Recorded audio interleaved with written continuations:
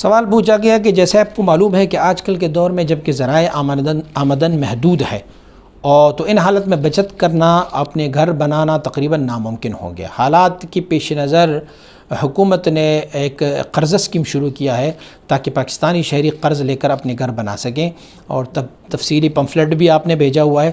اس سلسلے میں تمام بینک قرضے فراہم کر رہے ہیں۔ میرا سوال یہ ہے کہ کیا ان بینکوں سے قرض لے کر گھر تعمیر کیا جا سکتا ہے؟ ان بینکوں میں تمام غیر اسلامی بینکس اور اسلامک بینکس وہ بھی شامل ہیں جو کہ قرض فراہم کر رہے ہیں۔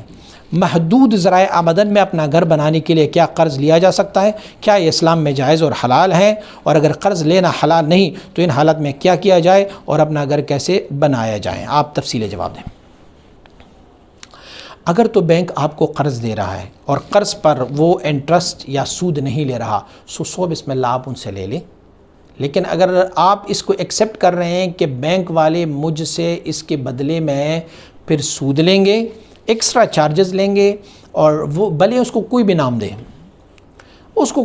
دے، لیکن جب آپ کو پیسوں کے ادھار پر وہ آپ سے انٹرسٹ لیں گے، کچھ آپ سے لیں گے ایکسٹرا پیسے، ایکسٹرا چارجز واپسی پہ آپ کو لیں گے، تو پھر وہ ناجائز ہے۔ اس کا ایک بہتر طریقہ یہ ہے، آپ بینک کو پیسے ادا کرتے جائیں گے، لیکن بینک کو کہیں کہ مجھے یہ گھر پسند ہے، بنا بنایا گھر ان سے لے لیں۔ بینک کو یہ کہیں میں یہ گھر لینا چاہتا ہوں اور میرے پاس پیسے نہیں ہیں، اسی لیے آپ مجھے یہ گھر خرید کر دیں۔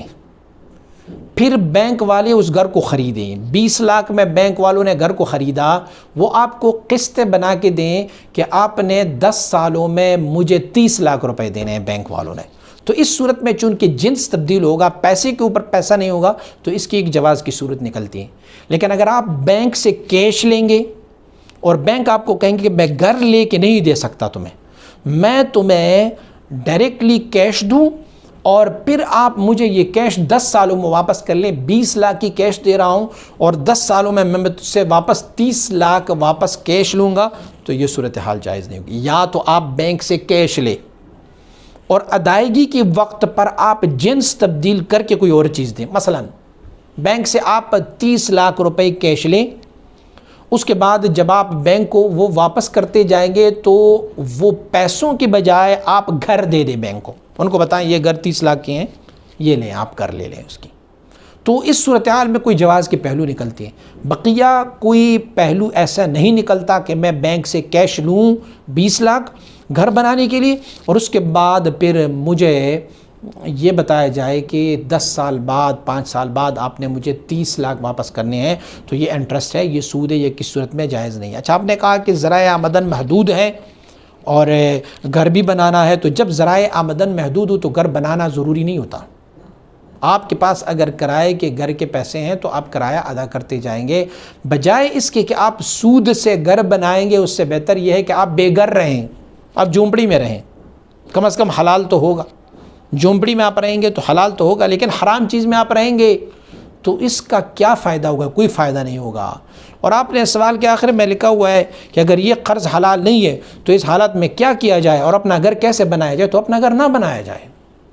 دنیا جہان بھری پڑی ہوئی ہے، وہ حلال میں رہتے ہیں اور حرام سے بچ جاتے ہیں۔